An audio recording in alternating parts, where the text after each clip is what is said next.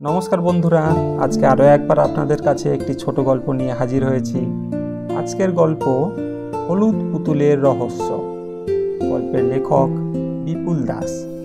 গল্পটি সংগৃহীত হয়েছে পূজাবার্ষিকী 1429 আনন্দ মেলা থেকে।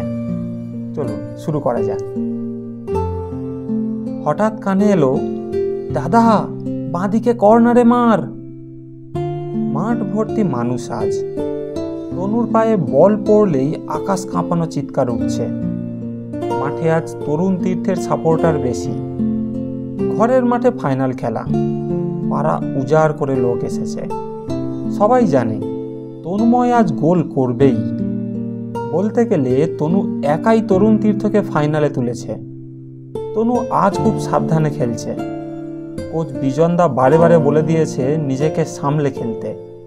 ওরা নাকি আজ ঠিক করেছে প্রথমেই তনুকে প্রচণ্ড চার্জ করে অকেজো করে দেবে। তনু বসে গেলে ওদের ট্রফি নেওয়া কেউ আটকাতে পারবে না। ইতিমধ্যেই তনুকে বাজেভাবে ফাউল করার জন্য দুটো ফ্রি কিক পেয়েছে ওরা, কিন্তু ওদের ডিফেন্স ভেদ করা যায়নি।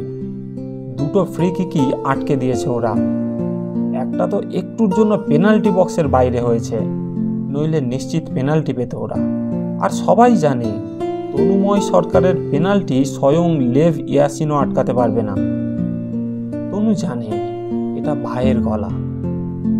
মাঠের এত দর্শকের চিৎকারের ভিতরেও ভাইয়ের গলার আওয়াজ ঠিক চিনতে পারল তনু। জানে এত লোকের মাঝে ভাই কোথাও নেই। তবু কানের পাশে কে যেন ফিসফিস করে বলল, দাদা বাঁদিকে কর্নারে মার। তনু নিশ্চিন্তে বল ভাসিয়ে দিল বাঁদিকে। সঙ্গে সঙ্গে ছুটে পজিশন বদল করলো নিহারের সঙ্গে।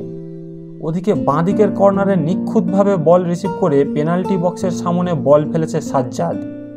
একদম হিসেব কষা পাস তনুর পায়ে এসে পড়েছে। ওদের দুজনেই তাকড়াই ডিফেন্ডার এতক্ষণে বিপদ বুঝতে পেরেছে।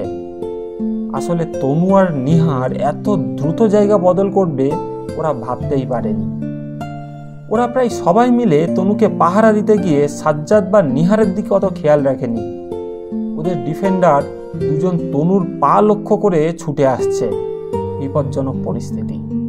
পেনাল্টি হয় হোক, বল নয়, ওদের লক্ষ্য তনুময়ের পা। মুহূর্তে প্রায় 360 ডিগ্রি ঘুরল তনু। একটু পিছিয়ে এসে ছোট্ট টোকায় বল তুলে দিল অরক্ষিত সাজ্জাদের পায়ে। সাজ্জাদের বাঁ পায়ের গোলার মতো শট ঢুকে গেল প্রগতি সংঘের জালে। আকাশ ফাটানো চিৎকার উঠল, গোল! আকাশ বাতাস কেঁপে উঠল সেই শব্দে। গাছের পাতা নড়ে উঠল। তারাও তো তরুণ তীর্থের সাপোর্টার। ওরা রোজ দেখে এই ছেলেগুলো ঘাম ঝরানো প্র্যাকটিস করছে।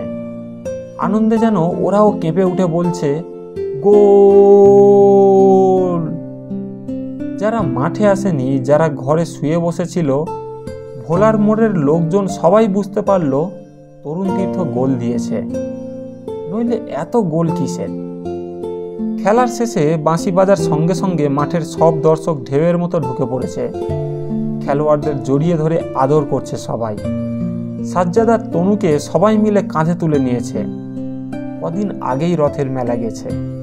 সেখানে সব বাচ্চা এবার ভুভুজেলা বাঁশি কিনেছিল। সেগুলো অনর্গল বাজিয়ে যাচ্ছে ওরা। কান ঝালাপালা হলেও কেউ কিছু বলছে না ওদের। বল্লভপুরে আজ উৎসব। নন্দ রায়চৌধুরীর রানিং ট্রফি প্রথমবারেই ঘরে তুলল তরুণ তীর্থ। আজ মনে হয় সারা রাতই ক্লাবের ছেলেরা বাজি ফাটাবে। ওদের ক্যাপ্টেন এসে তনুর সঙ্গে ফ্যাকাসে হাসি হেসে হ্যান্ডশেক করে গেল। মাঠ আস্তে আস্তে শূন্য হয়ে আসছে। এরপর পুরস্কার বিতরণ। সাজানো টেবিলের চারপাশে উৎসাহী দর্শকেরা এখনো গোল হয়ে দাঁড়িয়ে আছে। চ্যাম্পিয়ন্স ট্রফি আর রানার্স কাপ আরও অন্যান্য পুরস্কার দেওয়া হবে এখন। মাইকে দুপক্ষের খেলোয়াড়দের ডাকা হচ্ছে। তনুময় তার ভাইয়ের নাম জানে না, হয়তো তার মা বাবাও জানে না। তনু জানে না কি হতে পারত তার ভাইয়ের নাম। মনোময়, গীতিময়, মৃন্ময়, সন্ময়, অনেক কিছুই হতে পারত। কিছুই হয়নি। 1 মিনিট আগে পরে জন্মেছিল তারা দু ভাই। তনুময় আগে, পরে তার ভাই। তাই সে দাদা। জন্মের 7 দিন বাদে তার ভাই জন্ডিসে মারা যায়, নামহীন অবস্থায়। তনুময় কোনোদিন তার মাকে জিজ্ঞাসা করেনি তার সেই ভাইয়ের কি কোনো নাম রেখেছিল তনুময়ের সঙ্গে মিলিয়ে। মা আর বাবা হয়তো নিজেরা ওদের জন্মের পরেই কি কি নাম রাখা হবে সেটা নিয়ে কথা বলেছিলেন। পরে আনুষ্ঠানিকভাবে তার নাম তনুময় রাখা হয়। মৃত সন্তানের জন্য সেই মনে করে রাখা নামও মরে যায়, কিন্তু তনু মনে মনে তাকে ভাই বলে ডাকে। তনু কাউকে বলে না, সেই ভাই সবসময় তার সঙ্গে থাকে। তনু অস্পষ্ট বুঝতে পারে ভাই কি বলতে চায়, বললে কেউ বিশ্বাসও করবে না। কিন্তু মাঠে প্র্যাকটিসের সময়, কখনো একা অন্ধকারে বাড়ির পথে ফেরার সময় ভাইয়ের সঙ্গে গল্প করে, তখন কেউ তাকে দেখলে পাগল ছাড়া আর কিচ্ছু ভাববে না, একা একা কথা বলে যাচ্ছে। তনুর কথা কেউ বিশ্বাসও করবে না। কে জানে এটা কি করে ঘটে। আচ্ছা, এমনও তো হতে পারে সেই জন্ডিস হয়ে মারা গিয়েছিল আর যে বেঁচে আছে তার নামেই পরে তনু রাখা হয়। উদ্ভট চিন্তায় তনু নিজেই হেসে ফেলে। তাদের দুজনের পরিচয় গুলিয়ে দিয়ে সে যেন মজা পায়। সেদিন বিজনদাকেও বলতে পারেনি, আমরা তো বুঝতেই পারিনি তুই কর্নারে বল ফেলবি। তোকে না সাজ্জাদকে কাকে আটকাবে ওরা বুঝতেই পারেনি। আর নিহারকে তো খেয়ালই করেনি। ওদের পাই পুরো টিম আমাদের হাফে, 3টে উইং অনেক পিছনে, ডিফেন্স বলতে 2টো স্টপার আর কিপার। পুরো বোকা বানিয়ে দিলি তোরা ওদের গোলটা। ওদের কোচ অনন্ত মিশ্র তোর প্রশংসা করছিল। তোকে কেউ কানে কানে বুদ্ধি দেয়? কেউ যেটা ভাবতে পারে না তুই অবিশ্বাস্যভাবে সেটাই করে দেখাস। ঈশ্বর টিশ্বর নয়, তোর ভিতরে একটা আলাদা প্রতিভা আছে, অলৌকিক ক্ষমতা। প্র্যাকটিস করে যা তনু, ডিটারমিনেশন, কমিটমেন্ট, পরিশ্রম করার ক্ষমতা আর লক্ষ্যের চূড়ান্ত একাগ্রতা, ব্যাস আর কিছু চাই না। লিখে রাখ, তুই একদিন সুরজিৎ সেনগুপ্তের মতো কলকাতার ময়দান কাঁপাবি। তোর প্রতিভা আছে, কিন্তু মনে রাখিস এটা টিম গেম, তুই একা দলকে জেতাতে পারবি না। মৃদু হাসল তনু। বিজনদার প্রিয় খেলোয়াড় সুরজিৎ সেনগুপ্ত, দেবতার চেয়েও বেশি ভক্তি করে বিজনদা। কিন্তু বিজনদা যখন বলল তোকে কি কেউ কানে কানে বুদ্ধি দেয়, তখন তার বুক কেঁপে উঠেছিল। বিজনদা কি ভাইয়ের কথা জেনে গেল? কি করে জানবে? পৃথিবীতে আর কেউ জানে না তার সঙ্গে ভাইয়ের কথা হয়, আর কেউ শুনতে পায় না, মা বাবাও না। এরকম আগেও হয়েছে।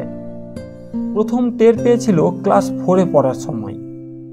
তনুর ওই বয়সে ভীষণ মাছ ধরার নেশা ছিল। পাড়ায় যত পুকুর ছিল, নদীতে, কাছে দূরের খালে বিলে ছিপ নিয়ে বসে যেত। আর ওর বড়শিতেই যেন বিশেষ কোনো গন্ধ থাকতো। আর কেউ একটাও মাছ না পেলেও তনু ঠিক পাবে। নয়নজুলির কচুরিপানা সরিয়ে যেখানে তনু ছিপ ফেলে, তার পাশে ফেললেও তাদের ছিপে একটা পুঁটি মাছও ঠোকরায় না, অথচ তনু টপাটপ কই, শিঙি, মাগুর তোলে। সকলের চোখে হিংসে বুঝতে পারতে তনু। সন্ধে নেমে আসছিল। গত রাত থেকে আজ সকাল পর্যন্ত মুষলধারে বৃষ্টি হয়েছে। খালবিল জলে টইটুম্বুর। তনু জানে কাল রাত থেকে সমস্ত উপচে পড়া পুকুর থেকে সব মাছ বেরিয়ে ধান ক্ষেত, পথের পাশের নয়নজুলিতে ঢুকে পড়েছে। কিন্তু এটাও তনু জানে এই রকম জল হলে ছিপে মাছ ওঠে না। স্রোতে ভেসে এত খাবার আসে আর ওরা বড়শির দিকে যায় না। নতুন জলের স্রোতে ওরা জিয়ে ওঠে। ময়নার খালে যেন জোয়ার আসে, কত কিছু ভেসে যায়।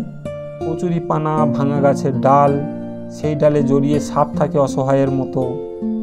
আজও একটা মাছ পায়নি তনু, তবু ধৈর্য ধরে বসেছিল। ফাতনার দিকে এক দৃষ্টিতে তাকিয়ে থাকতে থাকতে তার চোখ টনটন করছিল। আজ একেবারে খালি হাতে এরকম কোনোদিন হয়নি। জেদ চেপে যাচ্ছিল তার। বিকেলের আলো মরে আসছে, খেয়ালই করেনি। এখন ফাতনাটাও ভালো দেখা যাচ্ছে না। না, আজ আর বসে থেকে লাভ নেই। এর চেয়ে দেরি হলে মায়ের হাতে মার জুটবে। উঠে দাঁড়াতেই কানের পাশে কে যেন ফিসফিস করে বলল, সাবধান দাদা, একদম স্থির হয়ে দাঁড়িয়ে থাক, একদম নড়বি না। তনুর ইচ্ছে করছিল পিছন ফিরে দেখতে কে কথা বলল। তখনই টের পেল তার পায়ের ওপর দিয়ে দড়ির মতো কিন্তু পিচ্ছিল কিছু সরসর করে বেয়ে যাচ্ছে। দম বন্ধ করে পাথরের মূর্তির মতো দাঁড়িয়ে রইল তনু। চলে গেল সাপটা। দম ছেড়ে স্বাভাবিক শ্বাস নিল তনু। কিন্তু কে তাকে কানে কানে সাবধান করে দিল? পিছনে ভালো করে দেখল তনু। ময়নার খালের পাড় শূন্য। সেই প্রথম অস্বাভাবিক ব্যাপারটা সে টের পেল। ওই ডাকে যদি সে সতর্ক না হতো তবে সাপের ঘাড়েই তার পা পড়ত। নির্ঘাত মরণ ছিল তার কপালে। সেই বয়সে কোনো অলৌকিক বিষয় নিয়ে ভাবনার কথা তার মাথায় আসেনি। একবার মনে হয়েছিল কেউ ডাকেনি, ওটা তার মনের ভুল। আবার মনে হয় ভগবানই তাকে রক্ষা করার জন্য চুপ করে দাঁড়িয়ে থাকার কথা বলেছিলেন। এর পরের ঘটনা ঘটেছিল 5 বছর বাদে, মধ্যম গ্রামে সুব্রত কাপের খেলায়। তনুর তখন ক্লাস 9। রাইটিং পজিশনের প্লেয়ার হিসাবে তার বেশ নাম হয়েছে। বিভিন্ন ক্লাবে খেলার ডাক আসে। তনু বল্লভপুরের তরুণ তীর্থ ছাড়া অন্য ক্লাবে খেলবে না বলেই দিয়েছে। তাদের স্কুলেরই খেলা ছিল।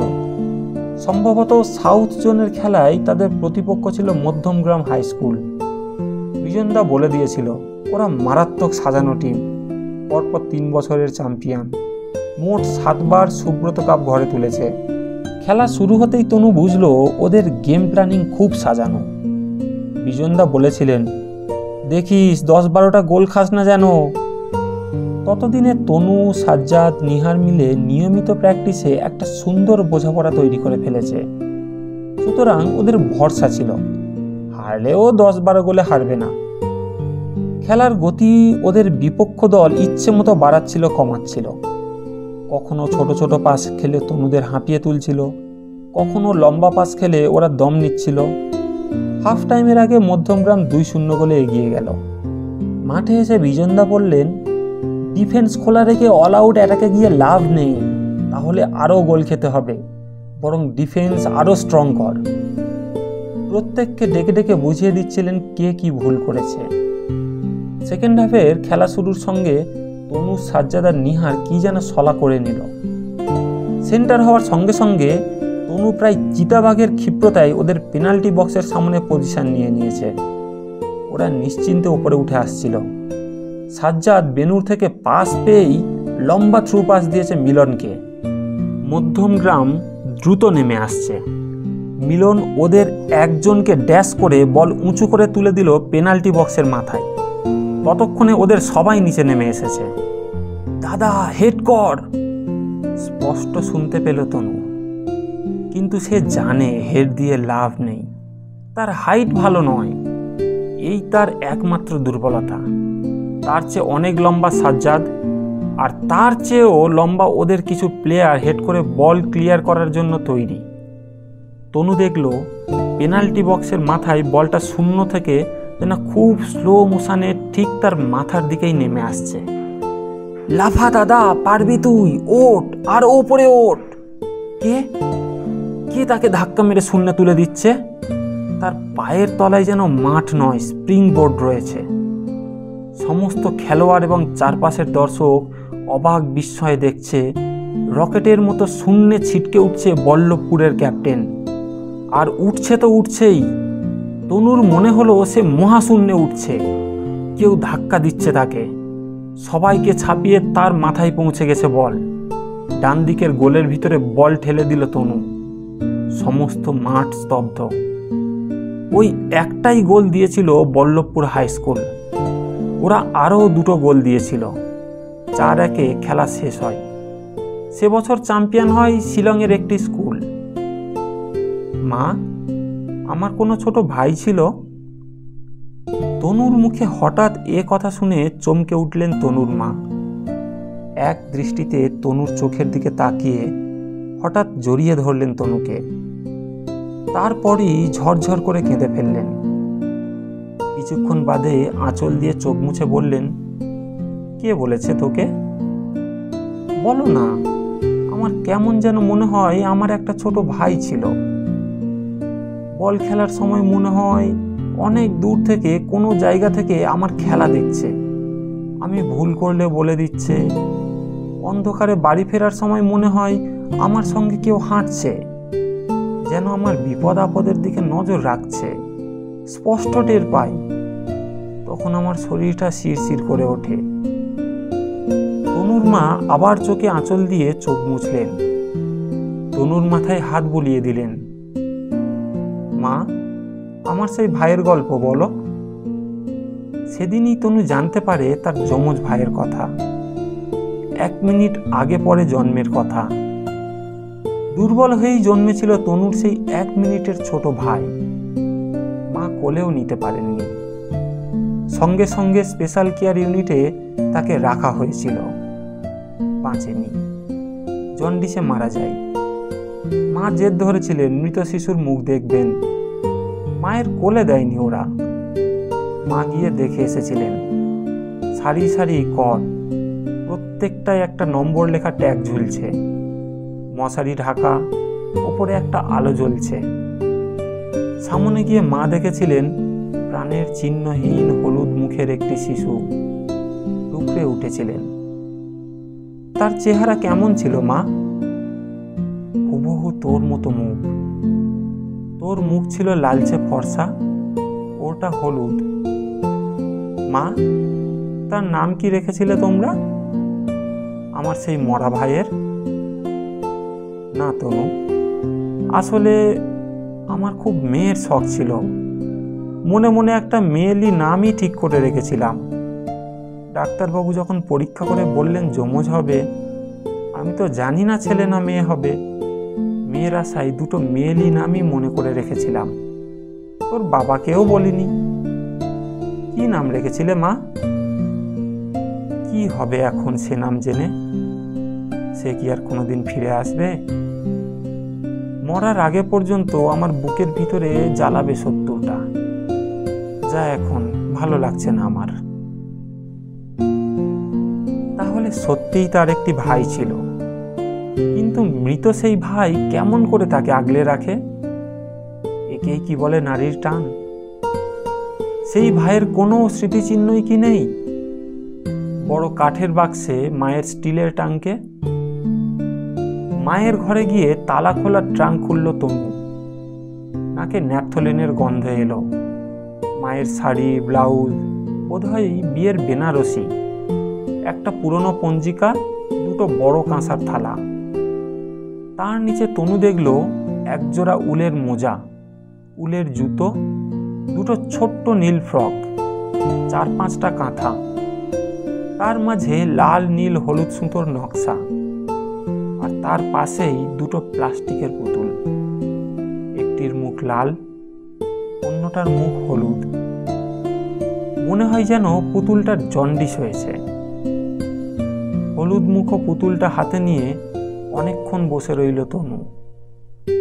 ভাই, অস্ফুটে বলল সে। মুখের সামনে ধরে হলুদ গালের ওপর চুমু দিল। আশ্চর্য হয়ে দেখল পুতুলটার মুখের রং আস্তে আস্তে অন্য পুতুলটার মতো লালচে হয়ে যাচ্ছে। ক্রমে ছোট হতে হতে একসময় শূন্যে মিলিয়ে গেল হলুদ পুতুল। আর কোনোদিন ভাইয়ের ডাক শোনেনি তনু। নমস্কার বন্ধুরা, আজকের গল্প এখানেই শেষ হলো। আশা করি আপনাদের ভালো লাগবে। আর যদি গল্পটি পছন্দ করে থাকেন তাহলে অবশ্যই লাইক করবেন আর আমার চ্যানেলটিকে সাবস্ক্রাইব করুন। ভালো থাকবেন বন্ধুরা, সবাই সুস্থ থাকবেন। জয় হিন্দ।